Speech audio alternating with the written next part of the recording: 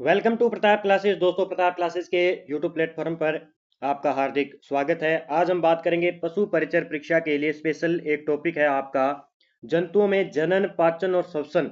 ये बहुत ही महत्वपूर्ण टॉपिक है और आज मैं इसके 100 क्वेश्चन लेकर आया हूं। लगभग टॉप 100 क्वेश्चन है। जंतुओं में जनन से संबंधित क्वेश्चन है, पाचन से संबंधित क्वेश्चन है इसके अंदर, और श्वसन से संबंधित जितने भी बन रहे हैं, यहाँ से एक भी प्रश्न बाहर नहीं जाएगा। अगर आएगा तो बारीकी से एक एक टॉपिक से मैंने क्वेश्चन बनाए हैं। तो सभी साथी वीडियो को लाइक करें, शेयर करें। चैनल पर नए हैं तो चैनल को सब्सक्राइब कर लें और बेल आइकन का घंटा दबाएं।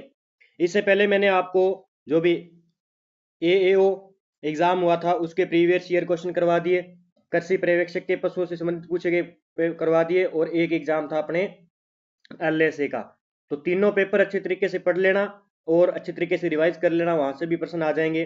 तो आज हम बात करेंगे, सबसे पहले बात करते हैं हम नर और मादा जनन तंत्र के बारे में। देखते हैं कि किस किस इनके भाग होते हैं, मुख्य कार्य क्या होता है। देखिए, प्रमुख अंग की बात करें तो नर जनन तंत्र के अंदर होता है वृषण। देखिए, हम थोड़ी सी सारणी टेबल पढ़ लेते हैं, उसके बाद में मैं आपको सारे के सारे क्वेश्चन करवाने वाला हूं।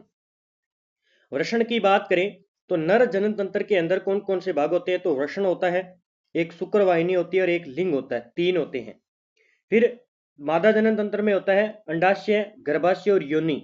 आपसे ऑप्शन में दिया जा सकता है कि निम्न में से कौन सा मादा जनन तंत्र का भाग है या नहीं है। तो अंडाशय, गर्भाशय और योनि, ये तो हो गई मादा जनन तंत्र के भाग। और नर जनन तंत्र की बात करें तो वृषण, शुक्रवाहिनी और लिंग।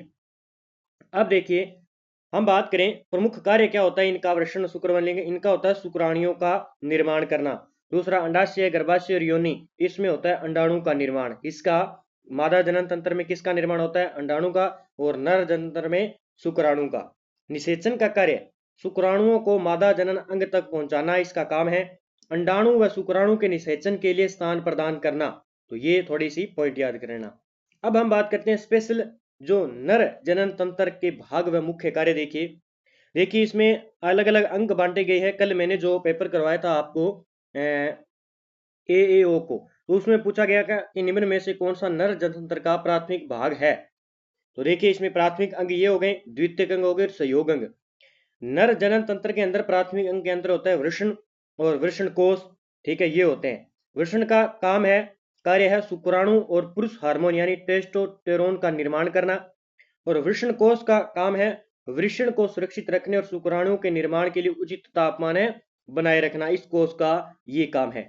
दूसरा हम बात करेंगे नर जनन तंत्र के अंदर द्वितीय अंग के अंदर कौन कौन से आते हैं। अधिवृषण, शुक्रवाहिका और सीन, या हम कह सकते हैं लिंग। अधिवृषण का काम है शुक्राणुओं का भंडारण व परिपक्वता करना। शुक्रवाहिका का काम है शुक्राणुओं को अधिवृषण से शुक्राशय और मूत्र मार्ग तक ले जाना। और सीन या लिंग की बात करें तो शुक्राणुओं को मादा जनन तंत्र तक पहुंचाना। तो ये इसके भाग है। सीधा पूछा जाएगा कि निम्न में से कौन सा नर जनन तंत्र के अंदर द्वितीय अंग नहीं है या अंग है। आगे बात करता हूं, सहायक अंग कौन कौन से नर जनन तंत्र के। प्रोस्टेट ग्रंथि, शुक्राशय और काउपर ग्रंथियां।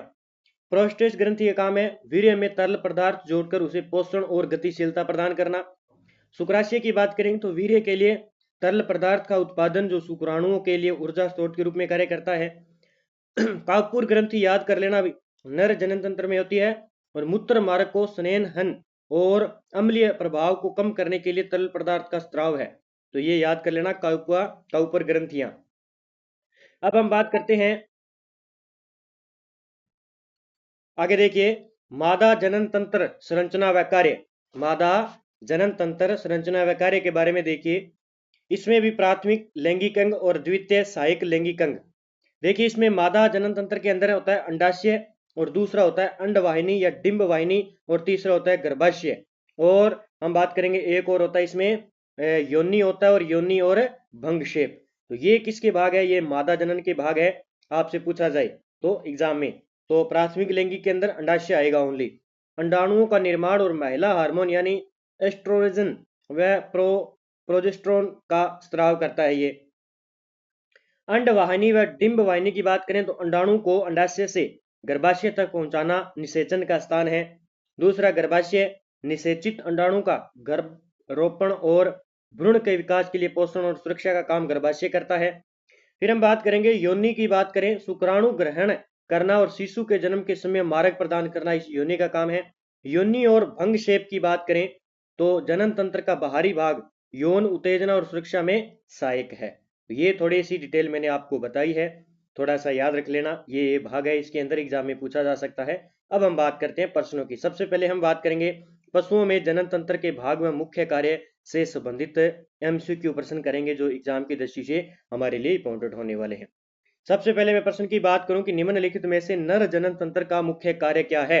नर जनन तंत्र का मुख्य कार्य क्या है, क्योंकि क्या हो जाएगा अभी, शुक्राणुओं का निर्माण करना नर जनन तंत्र का मुख्य कार्य है। अगला, मादा जनन तंत्र का कौन सा कार्य नहीं है इनमें से। अंडा निर्माण करना, भ्रूण का विकास, शुक्राणुओं को मादा जनन अंग तक पहुंचाना, दुग्ध उत्पादन। तो मादा जनन तंत्र का कौन सा कार्य इसमें नहीं है, तो इसमें कार्य नहीं होगा शुक्राणुओं को मादा जनन अंग तक पहुंचाना, ये इसका काम नहीं है। अंडा निर्माण, भ्रूण का विकास और ये हो जाएगा। अगला, निम्नलिखित में से कौन सा नर जनन तंत्र का प्राथमिक अंग है। देखो ये प्रश्न आया था, कौन सा नर जनन तंत्र का प्राथमिक अंग है, तो कौन सा हो जाएगा, वृषण हो जाएगा। कौन सा, वृषण हो जाएगा। और महिला के अंदर कौन सा हो जाएगा, अंडाशय। कौन सा, अंडाशय हो जाएगा, ठीक है, प्रथम अंग, और इसका वृषण। आगे, द्वितीय अंग में कौन सा भाग सम्मिलित है। द्वितीय अंग में हम बात करें कौन सा भाग सम्मिलित है, देखिए कौन सा हो जाएगा, शुक्र वाहिका। ये किस में आ जाएगी, द्वितीय भाग में। ये क्या है, सहायक है, सहायक अंग के रूप में आती है, काउपर ग्रंथियां। आगे, निम्नलिखित में से कौन सा सहायक अंग है इसमें से, सीसन, वृषण, प्रोस्टेट ग्रंथि, अधिवृषण। तो देखिए इसमें सहायक अंग कौन सा है, तो इसमें हो जाएगा प्रोस्टेट ग्रंथि। देखिए हम बात करते हैं ऊपर, देखिए सारणी के अंदर मैं आपको बता देता हूं, प्रोस्टेट ग्रंथि ये रहा, किसमें भी, नर जनतंत्र के अंदर है। वीर्य में तरल पदार्थ जोड़कर उसे पोषण, ये किस प्रकार का अंग है, सहायक अंग है। और किसके अंदर, नर जनन तंत्र के अंदर। तो यहां से इस प्रकार के प्रश्न बनेंगे भी, और एग्जाम में पूछे भी गए हैं, 2-3 परीक्षा मैंने देखी, उसी आधार पर मैंने ये प्रश्न तैयार किए हैं। ये हो गया हमारा 4 नंबर प्रश्न। 5 नंबर प्रश्न की बात करते हैं, ये भी हो गया, निम्न से सहायक अंग है। और 6 नंबर प्रश्न की बात करते हैं, वृषण नर जनन तंत्र का कौन सा अंग है। वृषण की बात करें, सहायक अंग है, प्राथमिक है, द्वितीयक है, भारी अंग है। तो वृषण प्राथमिक अंग हो जाएगा। अगला प्रश्न देखिए, वृषण का औसत वजन क्या होता है, एग्जाम में पूछा जा सकता है भी। वृषण का औसत वजन कितना होता है भी, 250 से लेकर 300 ग्राम तक इसका वजन होता है भी, ठीक है। आगे देखिए, वृषण कोश का मुख्य कार्य क्या है। वृषण कोश है, उसका मुख्य कार्य क्या है, तो वृषणों का तापमान नियंत्रण करना। तो 8 नंबर का आंसर हो जाएगा बी नंबर, हमने देखा था वहां पे। अगले बात करते हैं, वृषण का तापमान शरीर के तापमान से कितना कम होता है। वृषण का तापमान शरीर के तापमान से कितना कम होता है, 5 से 7 डिग्री फ़ारेनहाइट जो है कम होता है। आगे देखिए, अधिवृषण के 3 भाग कौन कौन से हैं। अधिवृषण के मुख्य 3 भाग कौन कौन से हैं, तो सिर हो जाएगा, मध्य भाग हो जाएगा, और सिर हो जाएगा इसमें, और एक हो जाएगा शरीर हो जाएगा, और गर्दन। बी नंबर होगा भाई, क्या होगा, एक तो सिर हो जाएगा, शरीर हो जाएगा, और गर्दन जो है, अधिवृषण के 3 मुख्य भाग हो जाएंगे। शुक्र वाहिका का मुख्य कार्य क्या है। शुक्र वाहिका का मुख्य कार्य है शुक्राणुओं को स्थानांतरित करना, शुक्र वाहिका का प्रमुख कार्य है। अगला देखिए, सीसन का मुख्य कार्य क्या है। इतने दिन आपने इनके बारे में पढ़ा, सीसन, वृषण, लेकिन प्रश्न किस प्रकार से बन सकते हैं वो आपको मैं उपलब्ध करवाता जा रहा हूं, मेरे साथ जुड़ते रहिए, और यहां से सीधे के सीधे प्रश्न आएंगे। देखिए अब लास्ट में आपको जो भी अभ्यास करना है प्रश्न के माध्यम से ही कर पाएंगे, और यहां से प्रश्न भी आएंगे आपको देखने। सीसन का मुख्य कार्य क्या है, तो क्या होगा, मादा के साथ संभोग में सहायता करना, ठीक है। प्रोस्टेट ग्रंथि कहाँ स्थित होती है भी, मूत्राशय की नीक पर, वृषण के ऊपर, अधिवृषण के सिर पर, सिर में, और शुक्र वाहिका के सिरे पर। अब देखिए भी इसका आंसर क्या होगा, 13 नंबर का आंसर हो जाएगा मूत्राशय के नीक पर। 14 नंबर देखिए, शुक्राशय कहाँ स्थित होता है भी। शुक्राशय कहाँ स्थित होता है, तो मूत्राशय के ऊपर और मलाशय के नीचे का स्थान है वो किसका है, शुक्राशय का है भी। काउपुर ग्रंथियों का मुख्य कार्य क्या है, हमने पढ़ा, काउपुर ग्रंथियां और नर जनन तंत्र की क्या है, ये एक सहायक ग्रंथि के रूप में हम मान सकते हैं, सहायक अंग के रूप में हम मान सकते हैं। तो इसका मुख्य कार्य क्या है अभी?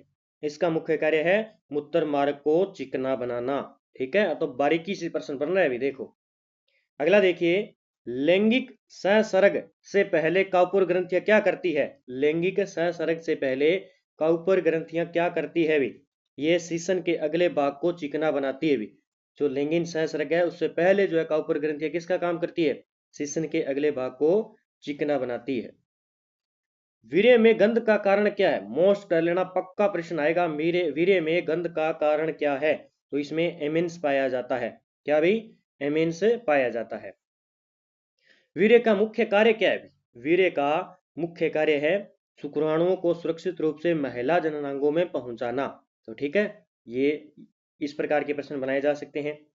मादा जनन तंत्र का मुख्य कार्य क्या है? मादा जनन तंत्र का मुख्य कार्य है अंडाणु पैदा करना। क्या हो जाएंगे? अंडाणु पैदा करना। मादा जनन तंत्र में भ्रूण का विकास किस प्रक्रिया के अंतर्गत होता है? मादा जनन तंत्र में भ्रूण का विकास किस प्रक्रिया के अंतर्गत होता है? तो भ्रूण विकास के अंदर होता है। इसमें भ्रूण विकास में। आगे देखिए, मादा जनन तंत्र में अंडाशय का मुख्य कार्य क्या है? मादा जनन तंत्र में अंडाशय का मुख्य कार्य है अंडाणु और हार्मोन का उत्पादन करना। अंडाणु और हार्मोन का उत्पादन करना। आगे देखिए, घोड़ी के अंडाशय का आकार कैसा होता है? मोस्ट कर लेना, घोड़ी के अंडाशय का आकार कैसा होता है? तो बीन के आकार का। कैसा भी? बीन के आकार का। सुअरी के आमाशय की विशेषता क्या है? सुअरी जो होती है उसके आमाशय की विशेषता क्या है? तो खड़कित और अंगूर के गुच्छे जैसा होता है भी इसका आमाशय। मोस्ट कर लेना, अंगूर के गुच्छे जैसा आमाशय अंडाशय किसका होता है? सुअरी का। किसका? सुअरी का। 24 नंबर, अंडवाहिनी का मुख्य कार्य क्या है? अंडवाहिनी का मुख्य कार्य है अंडाणु को अंडाशय से गर्भाशय तक ले जाना। पहले मैंने जो टेबल बताई है उसको समझ लेना, उसके बाद में ये प्रश्न कर लेना। अंडवाहिनी के किस भाग में अंडाणु का निषेचन होता है? अंडवाहिनी के किस भाग में अंडाणु का निषेचन होता है? तो एम्पुला। मोस्ट कर लेना भी इसको।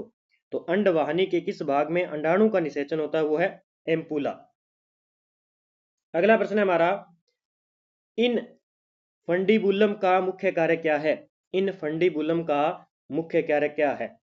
तो इसका मुख्य कार्य है अंडाणु को अंडाशय से ट्यूब की ओर ले जाना। भाई इस प्रकार के आएंगे प्रश्न। तो इसका आंसर क्या हो जाएगा? बी हो जाएगा। देखिए इसमें हम बात करें तो अंडवाहिनी है, इसके भाग हैं ये। एक तो ये हो गया इन इन फंडीबुलम। तीन भाग हैं इसके। कितने भाग है भी? तीन भाग है इस अंडवाहिनी के। मादा जनन तंत्र के अंदर पाई जाती है ना अंडवाहिनी, या जिसे डिंब वाहिनी कहा जाता है। इसके तीन भाग है। एक तो ये हो गया इन फंडीबुलम। ठीक है, दूसरा हम बात करें एम्पुला। कौन सा भी? एम्पुला। और तीसरा भाग है इसका इस इस थेमस। इस थेमस। ये तीन भाग है किसके भी? मादा जनन तंत्र के अंदर। आपको पता है द्वितीयक जो अंग है अंडवाहिनी। कौन सा? अंडवाहिनी, या जिसे डिंब वाहिनी कहा जाता है। इसके तीन अंग है, याद कर लेना। ठीक है, याद करना, प्रत्येक मादा में मुर्गी को छोड़कर दो होती है। यानी प्रत्येक मादा के अंदर दो होती है, लेकिन मुर्गी के अंदर दो नहीं होती है। ये आपको याद रखना है, एग्जाम में पूछा जा सकता है। तो ये तीनों याद रख लेना। आगे बात करते हैं अगला, इन फंडीबुलम के ऊपरी सिरे पर उंगलियों के समान संरचना को क्या कहते हैं? मोस्ट कर लेना भाई। इन फंडीबुलम, पहली बात तो कौन सा है ये? अंड वाहिनी, डिंब वाहिनी कहते हैं, इका भाग है। तो इसे कहते हैं फिम्ब्रिया। क्या कहते हैं इसे? फिम्ब्रिया कहते हैं। ऊपरी सिरे पर उंगलियों के समान संरचना को फिम्ब्रिया कहते हैं। देखिए हम चित्र नहीं देख सकते, बाकी आपको समझना पड़ेगा। अंडवाहिनी का अंतिम भाग क्या कहलाता है? देखिए अंतिम भाग क्या कहलाएगा? पहले मैंने बताया था इन फंडीबुलम पहला भाग, दूसरा एम्पुला, और तीसरा कौन हो गया? इस थेम्स। तो ये हो जाएगा इसका लास्ट भाग। ठीक है, तो सी नंबर आंसर। मुर्गी में अंडवाहिनी का कौन सा भाग अंडे के सफेद भाग के निर्माण में सहायता करता है? मोस्ट कर लेना भाई। मुर्गी में अंडवाहिनी का कौन सा भाग अंडे के सफेद भाग के निर्माण में सहायता करता है? इन फंडीबुलम, मेग्नम, इस्थेम्स और गर्भाशय। इसका आंसर क्या हो जाएगा अभी? इसका आंसर हो जाएगा ये भी मेग्नम। क्या हो जाएगा? मेग्नम। अब देखिए मुर्गी के जो अंडवाहिनी है इसके मैं भाग बताऊं कितने हैं। मुर्गी के अंडवाहिनी में भाग देखिए, तो इसमें भाग होते हैं, एक तो होता है, पहले मैं बात करूं, ये हो जाएगा सेम, इन फंडीबुलम, इन फंडीबुलम, ठीक है। दूसरा हो जाएगा इसमें मेग्नम, कौन सा, मेग्नम। तीसरी बात करें इर्थेम्स, ये तो तीन तो है ही वो जो है अंडवाहिनी के भाग, और चौथा होता है इसमें गर्भाशय, गर्भाशय, और पांचवा होता है योनि। ये सारे के सारे क्या है, इस मुर्गी के अंदर क्या पाए जाते हैं, अंडवाहिनी के भाग पाए जाते हैं। इसमें इसने पूछा कि अंडे के सफेद भाग का निर्माण कौन करता है, तो ये मेग्नम, कौन करता है अभी, मेग्नम करता है। तो एग्जाम में पूछा जा सकता है अभी,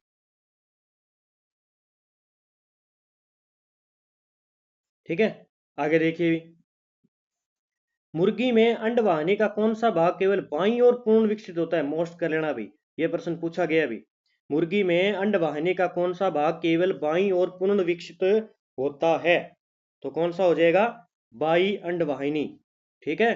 क्या हो जाएगी, इसका नाम है बाई अंडवाहिनी ही जो है बाईं ओर पूर्ण विकसित होती है, ठीक है। आगे देखिए, मुर्गी के अंडे का खोल किस भाग में बनता है, जो मुर्गी के अंडे का खोल है, सेल है, वो किस भाग में बनता है, तो वो गर्भाशय में बनता है, किसमें भाई, गर्भाशय के अंदर बनता है, ठीक है। आगे देखिए 32 नंबर, गर्भाशय का मुख्य कार्य क्या है, गर्भाशय का मुख्य कार्य क्या है, तो अब हम इसमें बात किस में कर रहे हैं, मादा जनन तंत्र के अंदर के भाग के हैं, उसके प्रश्न की बात कर रहे हैं। तो आपको पता है गर्भाशय किस में होगा, मादा जनन तंत्र में होगा। तो इसका कार्य क्या है, शुक्राणुओं का निर्माण करना, बिल्कुल गलत है। निषेचित डिंब भ्रूण गर्भ को धारण और विकसित करना, अंडाणु निर्माण और मूत्र का संग्रहण। तो इसका आंसर बी हो जाएगा, निषेचित डिंब भ्रूण का और गर्भ को धारण करना और विकसित करना, इसका गर्भाशय का मुख्य कारण होता है।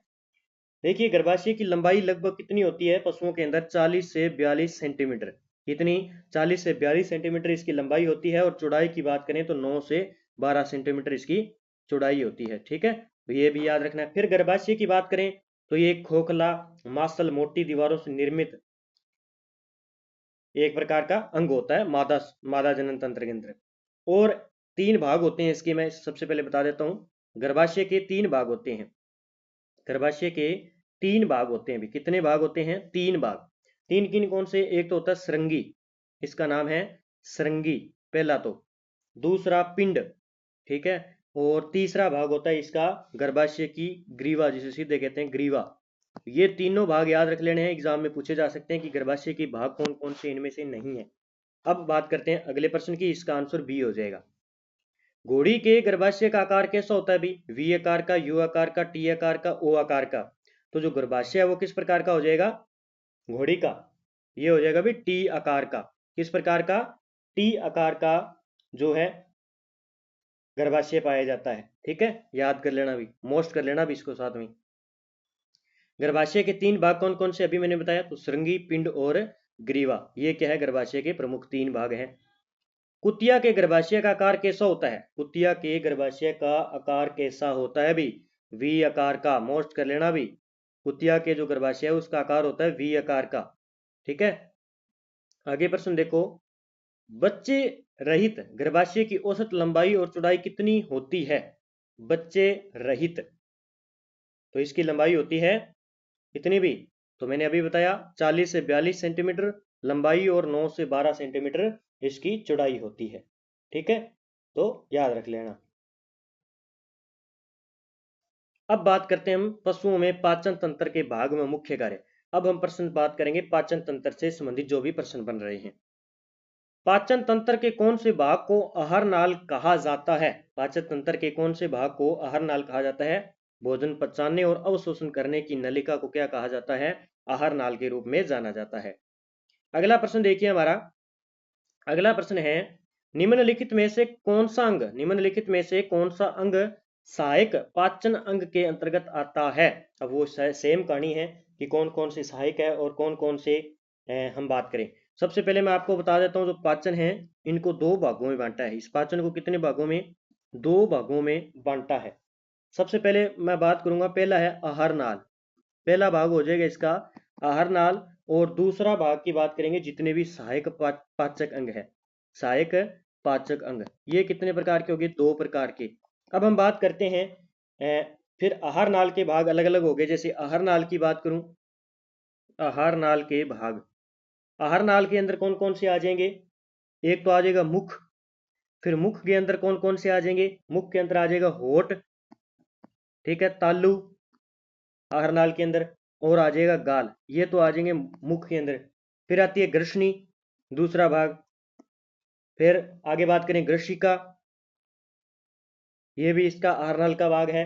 फिर हम बात करेंगे आमाशय, ठीक है, आमाशय आ जाएगा। फिर आ जाएगा आंतर, आंतर में कौन सा आ जाएगा? छोटी और बड़ी, ठीक है। आंतर के अंदर और बता देता हूँ, आंतर के अंदर आ जाएगा, एक तो आ जाएगा छोटी आंत आ गई, ठीक है। उसके बाद में एक ड्यूनिम, ये याद कर लेना, ये आंत का भाग है भाई, ड्यूनिम है। और आ जाएगा जेजुनम, ये भी किसका भाग है? छोटी आंतर का। किसका है भी? छोटी आंतर का। और इलियम, ये किसके भाग है? छोटी आंत के। आपसे पूछा जाए ड्यूनियम, जेजुनम और इलियम, ये छोटी आंत के भाग है भी, छोटी आंत के भाग है। अब मैं बताता हूँ बड़ी आंत के भाग। बड़ी आंत, आंतर के भाग की बात करें तो बड़ी आंत में आ जाएगा सिक्किम, सिक्किम, और दूसरा कोलन, और तीसरा कौन सा आ जाएगा? रेक्टम। ये भाई याद कर लेने हैं। बड़ी आंत में तो नाम है सिक्किम, कोलन, रेक्टम। छोटी आंत में मैं बताऊं तो कौन कौन से हो जाएंगे? ड्यूनिम, ड्यूडिनम, जेजुनम और इलियम, ठीक है। याद कर लेना सारे के सारे। अब इसमें निम्न में से कौन सा अंग सहायक पाचक अंग के अंतर्गत आता है? तो कौन सा आ जाएगा? ग्रसनी, यकृत, आंत और पेट। तो कौन सा आ जाएगा? लीवर, यकृत आ जाएगा भी। कौन सा? यकृत आ जाएगा, ठीक है। आगे देखिए, आहार नाल का कौन सा भाग भोजन को मुंह से पेट तक पहुंचाने का कार्य करता है भी? आहार नाल का कौन सा भाग भोजन को मुंह से लेकर पेट तक, जैसे ये पशु है तो मुंह से लेकर पेट तक पहुंचाने का काम ग्रसनी, ग्रसिका, अमाशय या ड्यूडिनियम, तो ग्रसिका करेगी ये काम। कौन करेगी? ग्रसिका काम है ये, ग्रसिका का। निम्नलिखित में से कौन सा अंग छोटी आंत का भाग है? अभी मैंने 3 बताए थे आपको छोटी आंत के। देखो ड्यूडी नम है। फिर हम बात करें इसमें कौन सा है तो को भाग है, एक ही हो जाएगा, ड्यूडिनम है और जेजुनम है, ठीक है। छोटी आंत के जेजुनम है, ड्यूडिनम है, एक और है वो है इलियम। कौन सा? इलियम। और ये कोलोन और सिक्किम और रेक्टम, ये किसके भाग हैं? बड़ी आंत के भाग हैं भी। अब रटते जाएंगे आपके, और प्रश्न आए तो आप अच्छे तरीके से कर पाएंगे। बड़ी आंत में मुख्यतः कौन सा कार्य होता है भी? बड़ी आंत में मुख्यतः कौन सा कार्य होता है? तो कार्य की बात करेंगे, पानी का पुनः अवशोषण और मल का निर्माण बड़ी आंत में होता है। पानी का पुनः अवशोषण और मल का निर्माण होता है भी। आहार नाल का कौन सा भाग भोजन के पाचन के लिए अम्लीय वातावरण प्रदान करता है? आहार नाल का कौन सा भाग भोजन के पाचन के लिए अम्लीय वातावरण प्रदान करता है? तो वो हो जाएगा आमाशय। इसका आंसर हो जाएगा आमाशय भी। आगे देखिए, रेक्टम का मुख्य कार्य क्या है भी? रेक्टम भाग किसका है? बड़ी आंत का। और इसका नाम जो कार्य है वो है मल को संग्रहित करना, मल को संग्रहित करना। अगला, पाचन तंत्र की दीवार की सबसे अंदरूनी परत को क्या कहा जाता है? पाचन तंत्र की दीवार की सबसे अंदरूनी परत को क्या कहा जाता है? इसे कहते हैं ट्यूनिका म्यूकोजा, ठीक है। याद कर लेना ये कि पाचन तंत्र के अंदर जो बात करते हैं हम, अंदरूनी परत को क्या कहते हैं? Tunica mucosa. दांतों के किस प्रकार का कार्य मुख्यतः भोजन को काटने और काट कर छोटे टुकड़ों में बदलने के लिए होता है? तो किसका होगा भाई?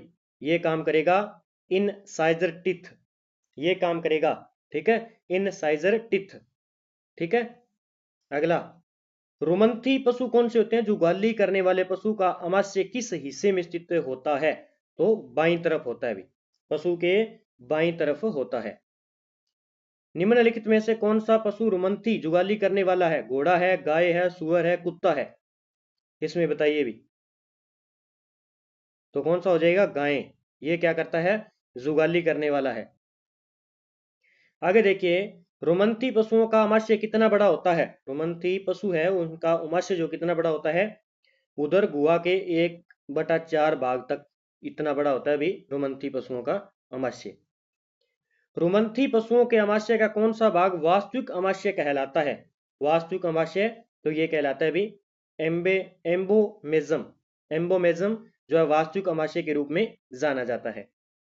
अगला देखिए, रुमंथी पशुओं के अमाशय का सबसे बड़ा भाग कौन सा है जो इसकी 80% क्षमता रखता है? तो सबसे बड़ा जो हम बात करें अमाशय का भाग कौन सा हो जाएगा? रेटिकुलम। कौन सा हो जाएगा? रेटिकुलम हो जाएगा। ठीक है, याद कर लेना भाई। आगे देखिए, रुमंथी पशुओं के अमाशय का कौन सा भाग 5% क्षमता के साथ सबसे छोटा है? तो कौन सा हो जाएगा सबसे छोटा? देखिए इसमें बड़ा हो जाएगा वो रुमन होगा, थोड़ा सॉरी गलती हो गई, इसका आंसर हो जाएगा रुमन। इसका आंसर हो जाएगा रुमन। और अगले प्रश्न की बात करेंगे 15 नंबर की, इसका रेटिकुलम हो जाएगा सबसे छोटा रेटिकुलम, और बड़ा कौन सा हो जाएगा यहाँ पे? रुमन। ठीक है, तो थोड़ी सी गलती हो जाती है, कई बार इंसान गलतियों का पुतला है, तो थोड़ा देख लेना। घोड़े के अमाशय का आकार कैसा होता है? जे आकार का। अमाशय का आकार कैसा होता है? जे आकार का। और आया हुआ प्रश्न है किसके अंदर? एलएससी के अंदर, और एग्जाम में पूछा जा सकता है भी। आगे, मुर्गे के अमाशय के ग्रंथिक भाग को क्या कहा जाता है? मुर्गे के अमाशय के मासल भाग को, या हम कह सकते हैं ग्रंथिक भाग को, किस नाम से जाना जाता है? तो प्रोवेंट्रिकुलस। जो ग्रंथि भाग है उसको कहते हैं प्रोवेंट्रिकुलस। क्या कहते हैं? प्रोवेंट्रिकुलस के नाम से जाना जाता है। ये एग्जाम में प्रश्न पूछा जा सकता है। मैं थोड़ा सा बता देता हूँ, जो मुर्गा होता है, मुर्गे के अमाशय के अंदर दो भाग होते हैं। कितने भाग होते हैं इसके अंदर? दो भाग होते हैं, दो भाग। एक तो ये हो गया प्रोवेंट्रिकुलस, और दूसरा भाग कौन सा हो गया? गिजार्ड। तो दोनों याद रखने हैं, एग्जाम में पूछा जा सकता है। अगला देखिए, बड़ी आंत का सबसे बड़ा भाग कौन सा होता है? बड़ी आंत का सबसे बड़ा भाग कौन सा होता है? तो कौन सा होगा? कोलन। बड़ी आंत का सबसे बड़ा जो भाग होता है वो कोलन कहलाता है। क्या कहलाता है अभी? कोलन। बड़ा भाग क्या कहलाएगा? कोलन। और छोटा भाग क्या कहलाएगा? जेजुनम। दोनों याद कर लेना कि बड़ी आंत का जो तीन मैंने बताए थे, इसके अंदर तीन बड़े, छोटी आंत के अंदर एक तो होता है सिक्किम, बड़ी आंत के अंदर सिक्किम। दूसरा मैं बात करूं कोलन, और तीसरा कौन सा हो जाएगा? रेक्टम। तीसरा कौन सा हो जाएगा? रेक्टम। अब इसने पूछा है कि बड़ी आंत का सबसे बड़ा भाग तो हो जाएगा कोलन, और आपसे पूछा जाए कि छोटी आंत का सबसे बड़ा भाग। देखिए छोटी आंत का सबसे बड़ा भाग तो हो जाएगा, छोटी आंत का तो हो जाएगा जेजुनम। कौन सा? जेजुनम। और आपसे पूछे बड़ी आंत का, तो बड़ी आंत का हो जाएगा कोलन। दोनों याद कर लेना, ये तो छोटी आंत का बड़ा भाग, और ये बड़ी आंत का बड़ा भाग, दोनों याद रख लेना है। मुर्गे के अमाशय के मांसल भाग को क्या कहते हैं? भी मांसल भाग को किस नाम से जाना जाता है? बहुत ही अच्छा प्रश्न है। तो इसे कहते हैं गिजार्ड। ठीक है, क्या कहते हैं? गिजार्ड। और ये अमाशय, जो मुर्गे का अमाशय है उसका ये दूसरा भाग होता है, इसे मासल स्टोमच के नाम से भी जाना जाता है। मासल स्टोमच के नाम से भी इसे जाना जाता है। छोटी आंत का सबसे बड़ा भाग कौन सा होता है? छोटी आंत का सबसे बड़ा भाग जेजुनम। ये भी प्रश्न आ गया, जेजुनम हो जाएगा। कुत्ते में अतिरिक्त लार ग्रंथि कौन सी होती है? सब मैंडिबुलर ग्रंथि, सब लिगवल ग्रंथि, पेराडिट ग्रंथि, या जाइगोमेटिक ग्रंथि? तो कुत्ते के अंदर कौन सी हो जाएगी? अतिरिक्त जाइगोमेटिक ग्रंथि हो जाएगी। ठीक है, याद कर लेना, एग्जाम में पूछा जा सकता है। और बाकी जो मैंने बताई, जैसे बात करूं सब मैंडिबुलर ग्रंथि, ये भी एक प्रकार की क्या है? पाचन के सहायक के लिए सात लार ग्रंथि है, ये भी लार ग्रंथि है। ये सब लिंगवी ग्रंथि और पेराडाइड ग्रंथि, ये सारी लार ग्रंथि है, लेकिन जो कुत्ते के अंदर पाई जाती है वो है जाइगोमेटिक ग्रंथि। कौन सी? जाइगोमेटिक ग्रंथि। अब याद कर लेना, आपसे पूछे कि पशुओं के अंदर लार ग्रंथि के कितने जोड़े होते हैं? 3 जोड़े। एग्जाम में पूछे जा सकते हैं भी। कितने जोड़े होते हैं? 3 जोड़े होते हैं लार ग्रंथि के। एक तो कौन सा? पेराडिट ग्रंथि। फिर हम बात करेंगे सब मैंडिबुलर ग्रंथि, और तीसरा आ जाएगा ये सब लिंगवल ग्रंथि। ये तीनों जोड़े होते हैं भी लार ग्रंथि पशुओं के अंदर। घोड़े के यकृत में निम्नलिखित में से कौन सी संरचना नहीं होती है? पित्ताशय, पित्तनली, पाचक एंजाइम, पोर्टल नस। तो घोड़े के जो यकृत है उसमें पित्ताशय नहीं पाया जाता है, और इसको मोस्ट कर लेना, पक्का एग्जाम में छपेगा ये। अगला प्रश्न देखिए, पशुओं में मुख्य लार ग्रंथियों कितने जोड़े होते हैं? 3 जोड़े, अभी मैंने बता दिया आपको। अगला प्रश्न, पाचन तंत्र में अग्नाशय का मुख्य कार्य क्या है? पाचन तंत्र के अंदर अग्नाशय का मुख्य कार्य है पाचन एंजाइम व हार्मोन का स्त्राव करना।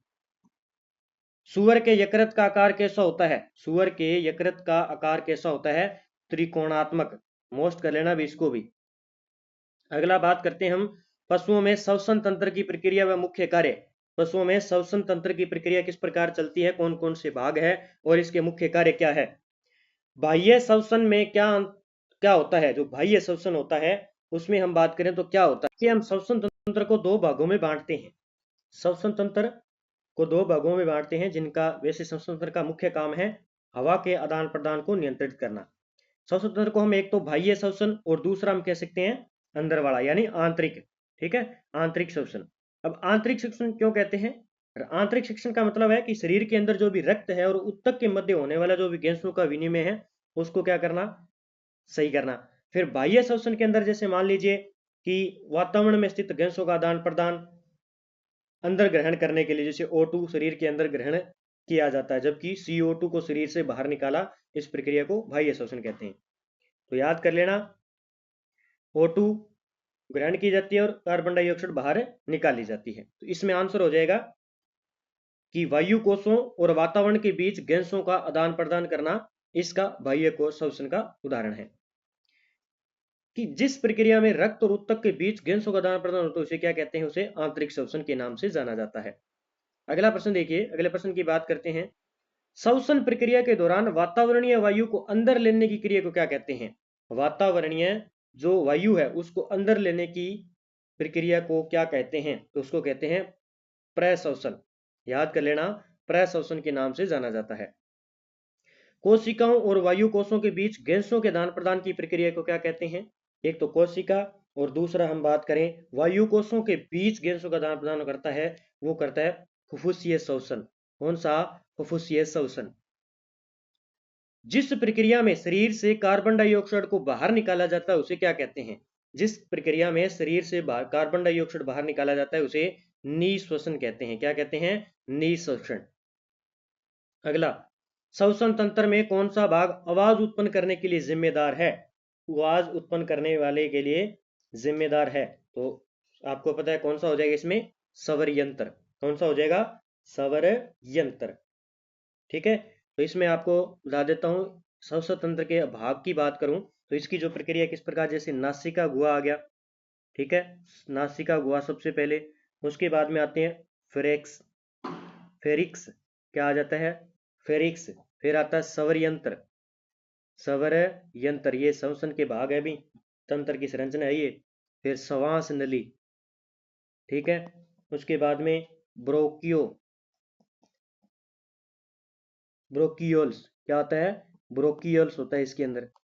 एक होता है वायु कोश और फेफड़े और डायफ्राम आ जाएंगे। तो ये सारे इसके संरचना याद कर लेना, इसका आंसर स्वर यंत्र। श्वसन तंत्र और पाचन तंत्र का उभयनिष्ठ मार्ग कौन सा है? मोस्ट है। श्वसन तंत्र और पाचन तंत्र का जो उभयनिष्ठ मार्ग है वो कौन सा है इसमें? तो कौन सा हो जाएगा? फेरिक्स। कौन सा हो जाएगा? फेरिक्स हो जाएगा। और एग्जाम में पूछा भी जाता है कि पाचन तंत्र और श्वसन तंत्र का उभयनिष्ठ मार्ग कौन सा हो जाएगा?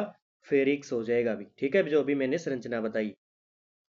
श्वसन तंत्र का कौन सा भाग गैसों के आदान प्रदान के लिए जिम्मेदार है?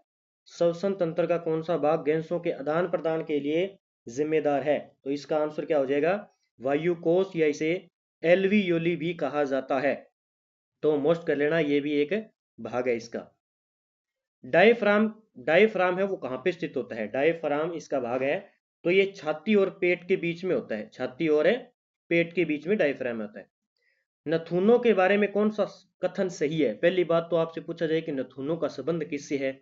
श्वसन तंत्र से, अमाशय से, इस प्रकार। तो श्वसन तंत्र से संबंधित है। ठीक है, तो जो नथुनो है, श्वसन तंत्र के भाग की बात करें 2 भाग है। उसके बाद में फिर हम बात करें तो उच्च श्वसन मार्ग होता है, एक मुख्य श्वसन अंग होता है। फिर उच्च श्वसन के अंदर ये आ जाते हैं नथुनो है, नासा गुहा है, ग्रसनी है, स्वर यंत्र और श्वास प्रणाली।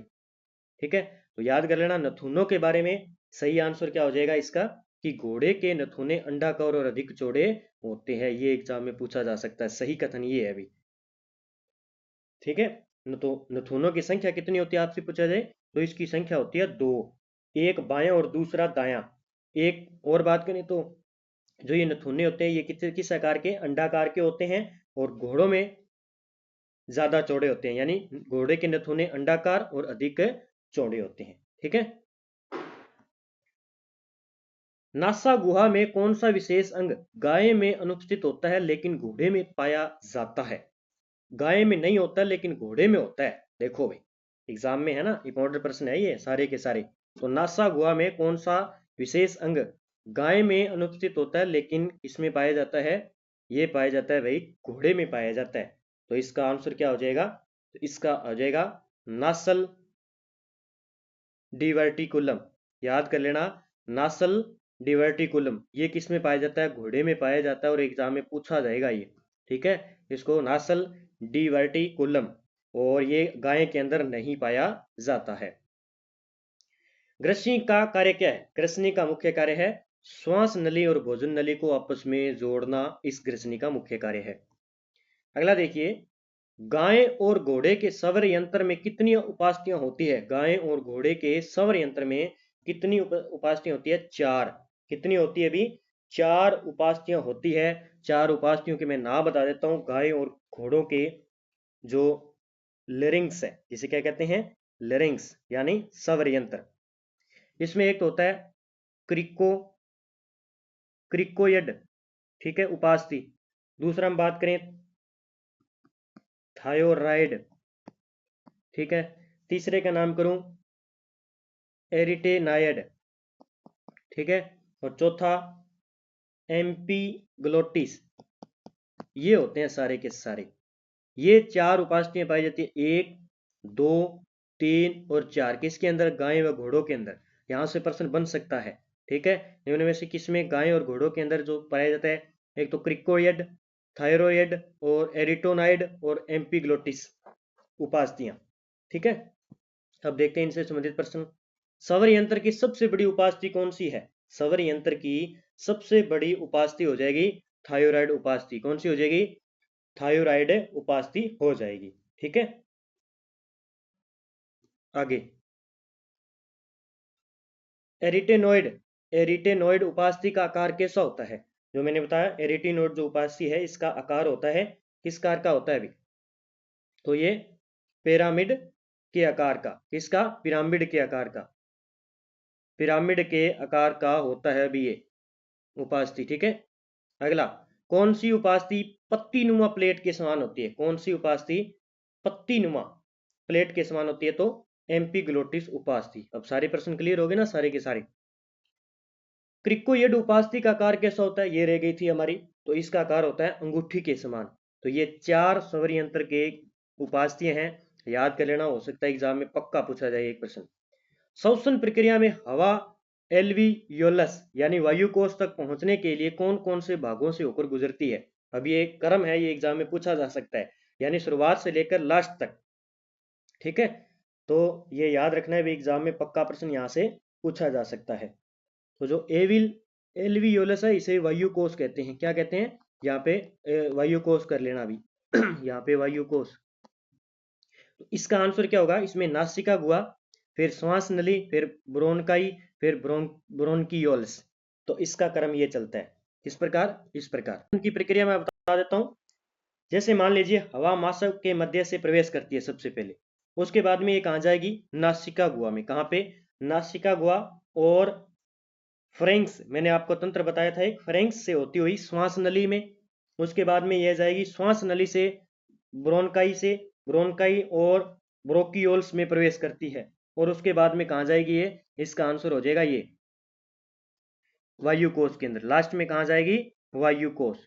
लास्ट में वायुकोश के अंदर। तो इसने पूछा कि एलिवेस तक पहुंचने के लिए लास्ट में एलिवेस तक पहुंच जाएगी। पहले नासिका गुहा, फिर श्वास नली, फिर ब्रोकाइन्स, फिर इन दोनों के बीच से होकर एलियोस की बहस चली जाएगी। गैसों के आदान प्रदान की प्रक्रिया में ऑक्सीजन कहां प्रवेश करती है? गैसों के आदान प्रदान में, तो रक्त में। श्वसन प्रक्रिया में श्वास छोड़ने की नियंत्रण करने वाला प्रमुख अंग कौन सा है? श्वसन प्रक्रिया में श्वास छोड़ने को नियंत्रण करने वाला प्रमुख अंग कौन सा है भी? तो डायफ्राम, कौन सा भी, डायफ्राम। श्वसन तंत्र की कौन सी समस्या श्वसन नली की सूजन और संकुचन के कारण होती है, और मोस्ट करना इस प्रश्न को पक्का आएगा, कौन सा भी, अस्थमा। तो कौन सा जो तंत्र है वो अस्थमा तंत्र है, जिसमें समस्या होती है श्वास नली की सूजन और संकुचन के कारण होती है भी। ठीक है। अगला, फेफड़ों का कैंसर किसके कारण होता है? फेफड़ों का कैंसर है जो किसके कारण होता है? अनियंत्रित कोशिका की वृद्धि होने के कारण फेफड़ों के अंदर क्या होता है? कैंसर का निर्माण हो जाता है।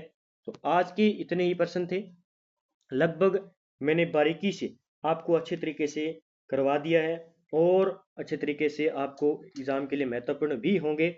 वीडियो को लाइक करें, शेयर करें, चैनल पर नए हैं तो चैनल को सब्सक्राइब कर लें। इस प्रकार के अगर एक दो टॉपिक और रह जाते हैं तो मैं करवा दूंगा आपको। लगभग मैं लगा हुआ हूँ पूरी तरह से भी, किसी भी तरह जो मेरे साथी पशु परिचर का पेपर देने जाएंगे उनका क्वेश्चन गलत नहीं होना चाहिए। और आगामी भी जो भी परीक्षाएं आती है हम इसी प्रकार जो है वीडियो देते हैं, और इंपॉर्टेंट वीडियो देते हैं जो एग्जाम में छपेंगे बस। एक्स्ट्रा कोई हम नहीं बताते हैं, जो एग्जाम के लिए इंपॉर्टेंट है वही हम वीडियो लेकर आते हैं। तो प्रताप क्लासेस से जुड़े रहें, प्रताप क्लासेस के टेलीग्राम से जुड़ जाइए, जहाँ पे आपको इसकी पीडीएफ मिल जाएगी। और पहले वीडियो को देखना है, पीडीएफ अभी नहीं मिलेगी, पीडीएफ बाद में मिलेगी आपको। पहले वीडियो को अच्छे तरीके से देखना है, क्योंकि इसमें मैंने तथ्य सहित आपको समझाया है, सारणी के माध्यम से टेबल को याद कीजिए। अब देखो, यहाँ से अगर 3 प्रश्न आ जाते हैं तो आपके लिए बहुत ही फायदेमंद होने वाला है, और मुझे लगता है कि यहाँ से प्रश्न आएंगे। जब मैं आएंगे तो मैं टेलीग्राम पर स्क्रीनशॉट यहाँ से जरूर डालूंगा, जो मेरे साथ साथी जुड़े हुए हैं उनके लिए बहुत ही महत्वपूर्ण होगी। तो जय हिंद, जय भारत दोस्तों, मिलते हैं अगले वीडियो के साथ में।